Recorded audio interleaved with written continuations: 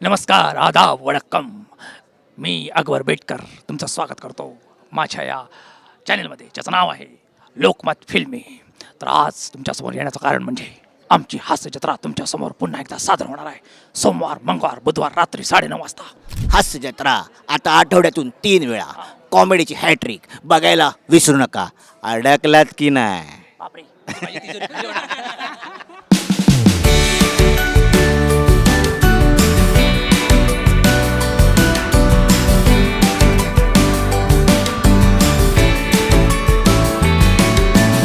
नमस्कार, मी आता आहे हास्य जत्रेच्या सेटवर आणि हास्य जत्रेतले अनेक कलाकार, अनेक कॅरेक्टर प्रसिद्ध आहेत, पण हास्य जत्रेची तरुणाईसुद्धा तितकीच प्रसिद्ध आहे. आणि माझ्यासोबत सगळी तरुण मंडळी आहे. शर्मेश आहे, प्रथमेश आहे, दत्तू आहे आणि विराज आहे.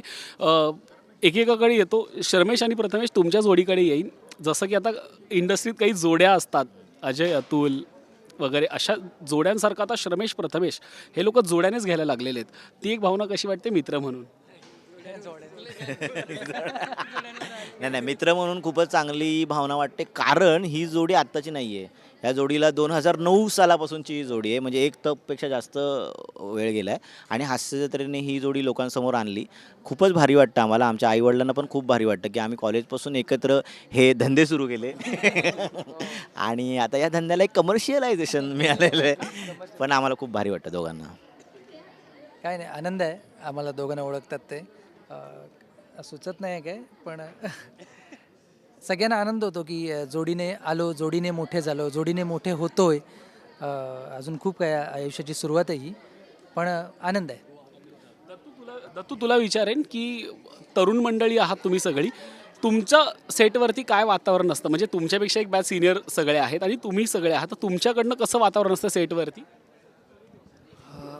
तसं आता सगळ्यांचा बॉन्ड असा एवढा छान झाला आहे, त्यामुळे आणि इथे मुळात इथे सिनियर ज्युनियर असा प्रकार दिसण्यातच नाही येणार तुम्हाला. कारण आता माझा अनुभव मी सांगेन तर मी सुरुवातीला जे पहिलं स्किट केलं होतं त्या स्किटपासून ते आत्तापर्यंत मला समीर दादा ह्यांना या बऱ्याच कलाकारांना मी मागून पाहिलं, बॅकस्टेजने पाहिलेलं आहे, एकांकिका करताना पाहिलेलं आहे. त्यामुळे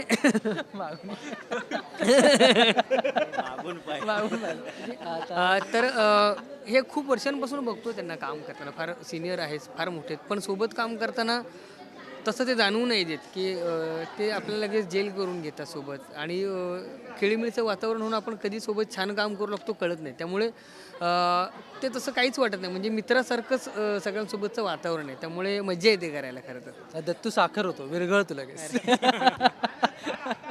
विराज तुझ्याकडे येईन.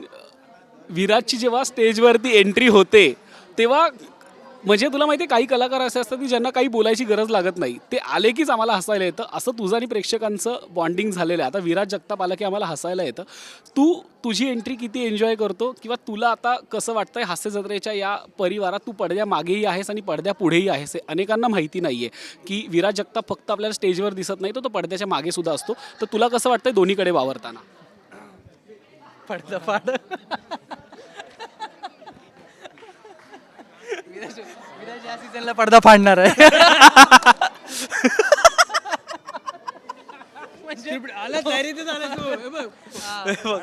आज मी किती तयारीत आहे माझ्या हातात स्क्रिप्ट बघून तुम्हाला कळत आहे.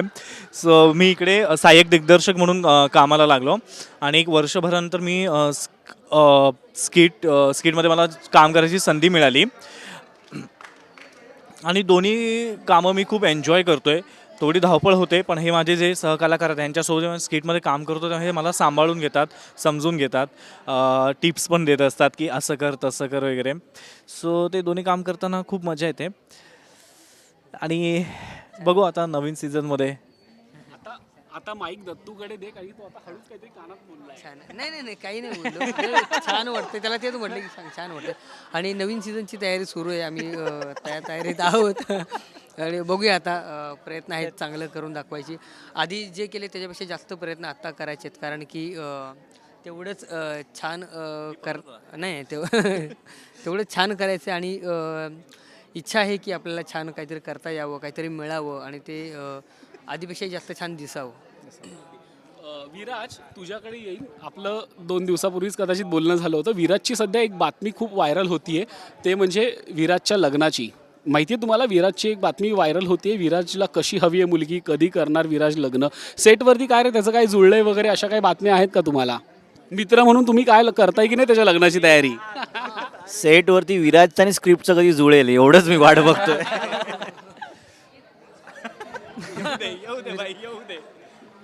बरं आता तर तू ही जी बातमी आली ती कोणत्या मुलीविषयी आली? कारण जानेवारी, फेब्रुवारी, मार्च, एप्रिल, मे, जून, जुलै, ऑगस्ट, सप्टेंबर, ऑक्टोबर, नोव्हेंबर, डिसेंबर. कारण विराजचं फॅन फॉलोईंग एवढं आहे की तो फ्री नसतो. म्हणजे आम्ही जर त्याला मेसेज केला तर तो सीनवर जातो, त्याला रिप्लाय नाही येत. सेम ना? त्याने म्हणजे दत्तूने जर त्याचा फोन नंबर दत्ती असा सेव्ह केला, दत्ती, तर मला वाटतं विराज रिप्लाय देत. पण दत्तूला रिप्लाय नाही देत. बघ विराज, तू याच्यावर काय म्हणणं आहे तुझं? विराज तू ते बातमीबद्दल सांग. खरी असेल तर सांगून टाक, खोटी असेल तर हे सांग. पण तीच आहे का? तीच आहे का? पण तीच आहे का विराज? ती नाही ना? नाही नाही का नाही, एक बातमी अशीच माझा एक इंटरव्ह्यू झाला होता, त्यामध्ये आईने त्या अँकरने आईकडे लग्नाचा विषय काढला माझा. तर त्याला रिलेटेड आई काहीतरी 2-4 गोष्टी बोलली होती. तर मग आणि ती बातमी ह्यानेच केली होती. हाच तो आहे ज्याने ती बातमी केली होती. आणि ती बातमी आता पुन्हा एकदा अशी पसरते, खूप व्हायरल होते. कुठून कोणी व्हायरल केली मला माहीत नाही. मला काय वाटतं, आम्हाला अपेक्षा माहिती नाही. जरा तू एकदा परत सांग, म्हणजे आम्हाला तसं शोधायला बरं. शोधायला हो. आणि खरंच अपेक्षा कळू देत. कसं शोधून आम्हाला सावध करता येईल.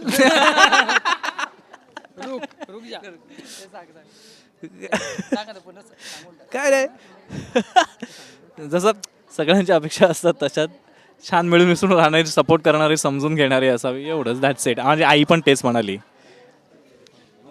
मला असं वाटतंय मिळून मिसळून आणि मग मिसळ खा मेल्या. मला असं वाटतंय तू बघितलं असेल जवळजवळ तो लाजलाय हे सगळं बोलताना. पण पुन्हा थोडं मागे येईन. मगाशी जसं की तुम्ही दोघेही म्हणालात की एक तप झालं तुमच्या मैत्रीला. 2009 पासून तुम्ही एकत्र आहात. पण हास्य जत्रेमुळे श्रमेश प्रथमेश ही जोडी लोकांपुढे आली. तसं विराजच्याही बाबतीत आहे, तसं दत्तूच्याही बाबतीत आहे. मला अगदी थोडक्यात तुमच्या प्रत्येकाकडनं ऐकायला आवडेल, हास्य जत्रेनं तुम्हाला काय दिलं. जसं की दत्तूच्या बाबतीत एक खूप मोठी अचिव्हमेंट आहे, ते चाळीला नाव दिलं वगैरे, त्याचं खूप कौतुक झालं. तसं श्रमेश प्रथमेश, दत्तू आणि विराज तुमच्याकडनं ऐकायला आवडेल, ह्या मंचानं, ह्या स्टेजनं तुम्हाला काय दिलं. हास्यजत्रेने मला ओळख दिली आणि माणूस म्हणून खूप घडलोय मी हास्यजत्रेत, पण ओळख दिली हास्यजत्रेने. सेम. हास्यजत्रेने मला ओळख दिली, संधी दिली.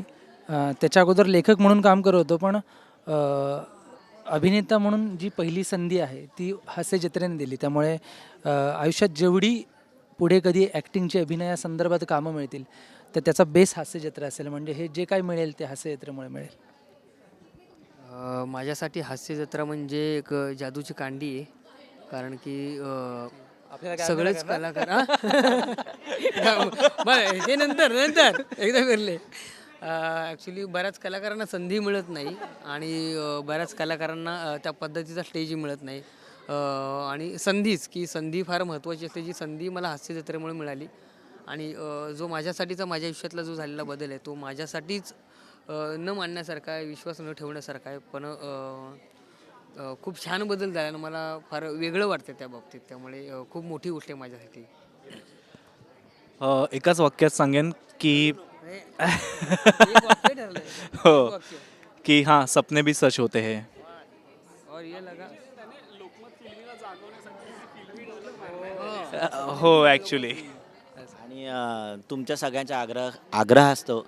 मी विराजला, आपण शोकसभेची स्किट बघतो, त्यात विराजचा फोटो असतो भरपूर वेळा. ते अण्णा आमचे जे वारतात वगैरे, तर ते अण्णा तुम्हाला परफॉर्म करताना बघायचे आहेत का? तर ते आता विराज करून दाखवेल. एक म्हाताऱ्याचं कॅरेक्टर, विराज म्हाताऱ्याचं कॅरेक्टर, अण्णा. फेवरेट कॅरेक्टर आहे ते. हां, म्हणजे आमच्या सगळ्यांचंच. मला जमत नाही पण माझं फेवरेट कॅरेक्टर आहे. मुद्दाम मला टार्गेट केलं जात आहे. शुभेच्छा दे आपल्या कार्यक्रमाबद्दल. अरे हे सगळं ह्याचं डोकं. मगाशी तू म्हणा ना कानात काय बोलला वगैरे, ते हे हा शाणा तो. दे ना. तर सगळ्यांना माझ्याकडून खूप खूप साऱ्या शुभेच्छा.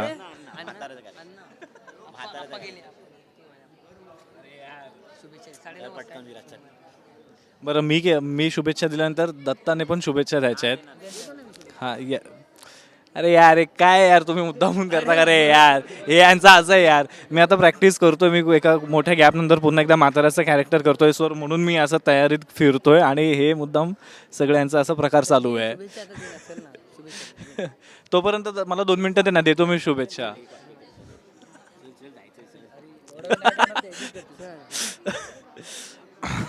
अरे यार, महाराष्ट्राच्या हास्य जत्रेच्या परिवाराला आमच्या सगळ्यांकडून खूप खूप सगळ्या शुभेच्छा. माझ्याकडून आणि माझ्या सर्व परिवार